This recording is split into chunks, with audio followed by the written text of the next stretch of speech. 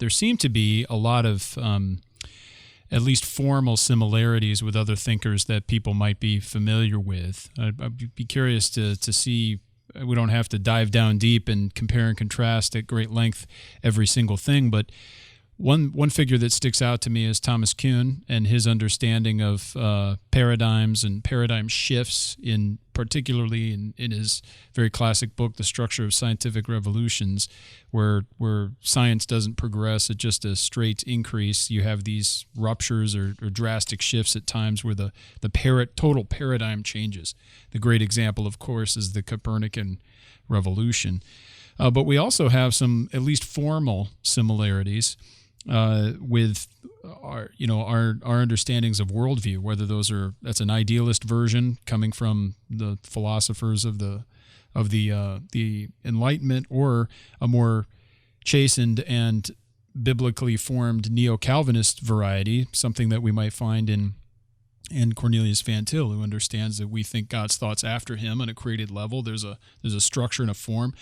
And then the last is I think it was Peter Berger, I might be mistaken, a Lutheran theologian / sociologist, who presented this notion of a plausibility structure. I don't know if you're familiar with any of those presentations, but do we find some overlap with Foucault on these things, or is he doing something categorically different? What might you say here to help us all and all of our listeners, be able to find the hooks upon which we could hang some of Foucault's ideas?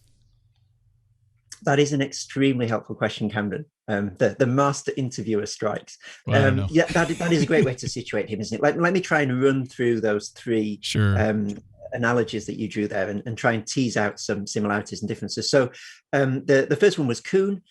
Yes, there is certainly overlap in the sense that you don't get a smooth, gradual, constant progression over time. You get these leaps and jumps.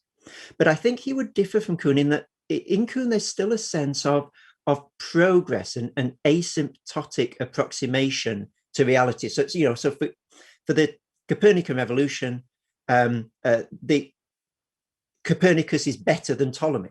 He gives us better predictability about the movement of the heavenly bodies. And similarly, Einstein is better than Newton. You can predict more things more accurately with Einstein than you can with Newton. So there's still a sense in Kuhn of gradual, even if it's stepwise, progress. Whereas Foucault is very reluctant to make that sort of judgment. It's a complex issue in Foucault because he does have political commitments as well, which put him in a very awkward situation with regard to some of his way that he understands history. But fundamentally, he doesn't want to say that the way of looking at the world in one period is better than the way of looking at the world in the other, for the very good reason that each way of looking at the world has its own criterion of success. So it would sort of be like us saying football is a far superior game to baseball because in football you score touchdowns. You say, well, obviously, like you're just judging it by a standard that comes from football. Right. So that, and he would say that's all you can do. You can only judge something from a standard that comes from within one of these ways of looking at the world. And you're always going to come out on top if you choose your standard. The second comparison that you drew there was with Van Til. And similarly, I think there's certainly overlap in the sense that a global way of looking at the world brings with it its own standards. But of course, Van Til, it has a very strong idea that there is one way of looking at the world that actually cuts with the grain of reality. One can think God's thoughts after him, precisely.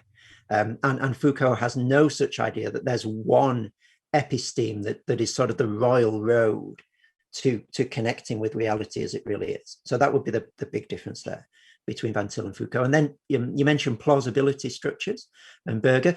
Again, similarly, I think there's a lot of overlap between Foucault's idea of epistemes and Berger's plausibility structures. I think that the differences would come out when you drill a little bit further down there. So, Foucault is very much concerned with concepts, not consciousness, what was possible to say rather than what was said. And I don't think Berger would travel that road with him. So Foucault has this, for people who are sort of into this thing, this Bachelardian, he gets it from Gaston Bachelard, this idea of history as concepts rather than consciousness. And I don't think Berger would buy that.